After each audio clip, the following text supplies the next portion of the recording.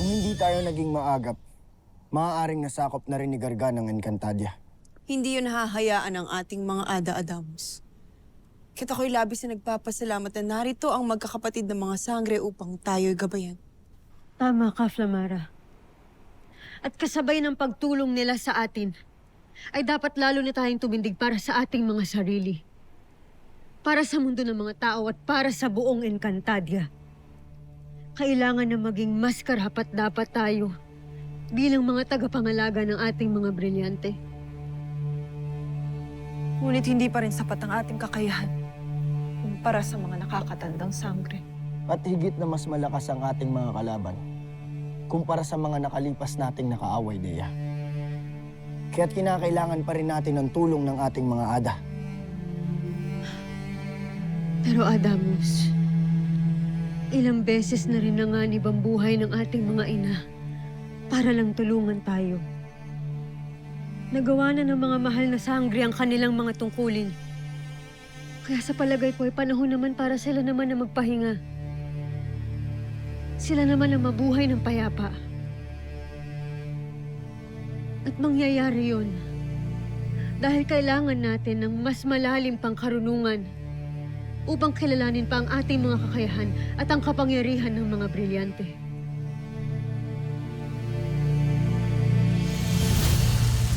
Ada, ano't nandito pa kayo? Hindi ba't kanina patapos ang pagpupulong at pinagpapahinga na kayo? Ashti, wala tayong panahon upang magpahinga ngayon. Kailangan naming magbantay.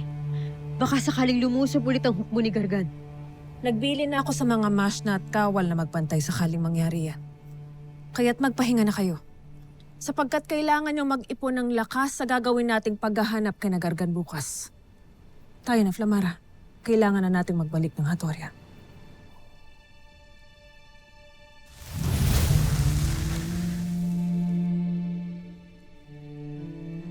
Ang totoo niyan ay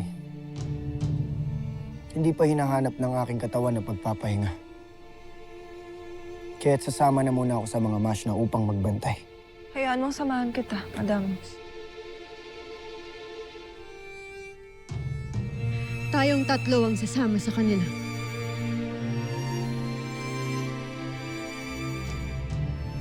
Tayo na.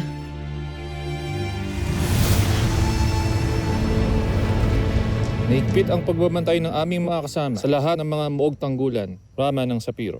Wala ring ulat mula roon o anumang kaguluhan o pagbabanta. Thank you, Lord! Buti naman, hindi na dinami ni Gargan itong Hatoria.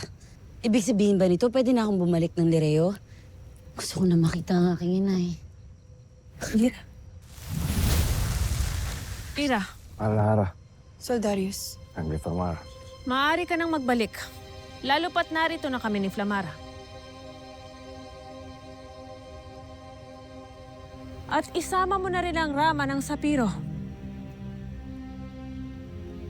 Sapagkat maaaring hinahanap na siya ng kanyang kabiyak.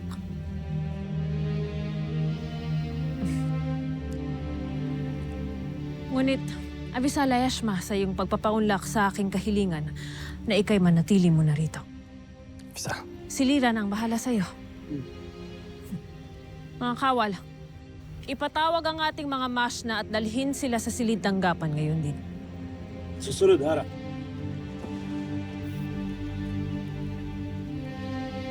Ako bahala dyan, Ashti.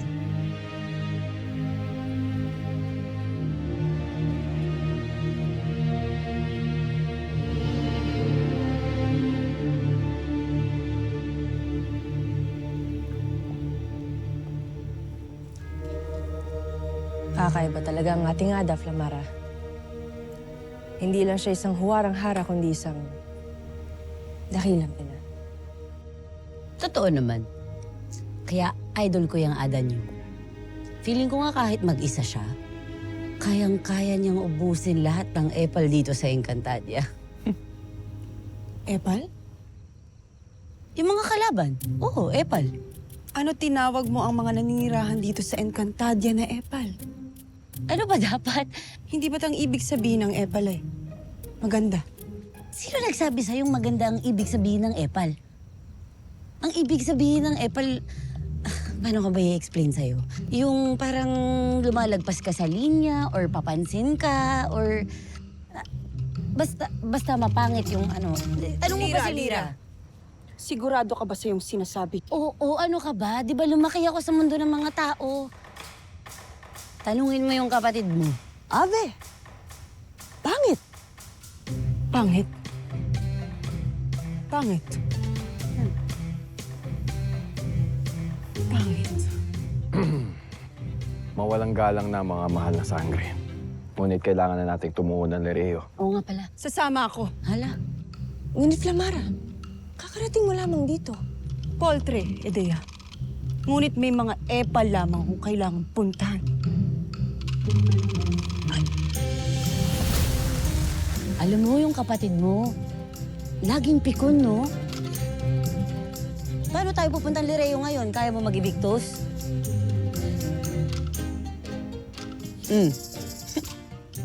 Alam mo na, Lira. Kanito pa nga bang magmamana? Buhatin mo ako.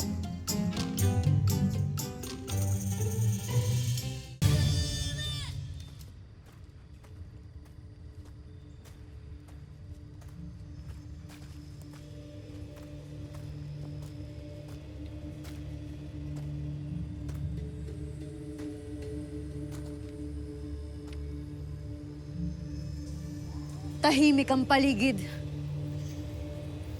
Mas maging mapagmatsyag. Kalimito'y dumarating sa tahimik na paligid. Ang unos, o di kay banta.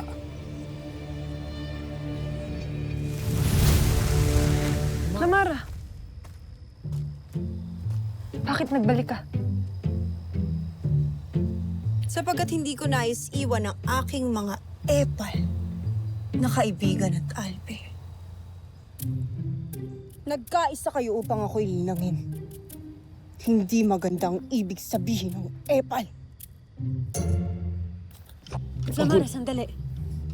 Pasensya na. Agape Avi, Flamara. Ayoko lang kasi na masaktan yung damdamin mo. Kaya hindi ko sinabi agad sa'yo kung ano yung totoong kahulugan ng epal. Huwag mo na sana itong damdamin pa, Flamara. Nagbibiro lamang ako noon, hindi ba, Tera? Nagbibiro ka lamang. Lamara!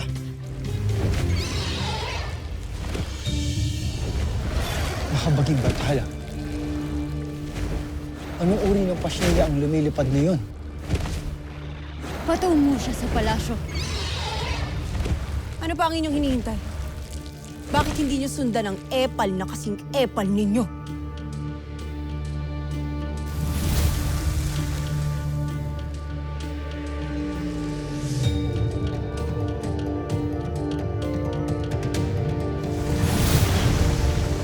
Ibig ko lamang malaman kung ang aming haraba ay nasa mabuting kalagayan. Hindi.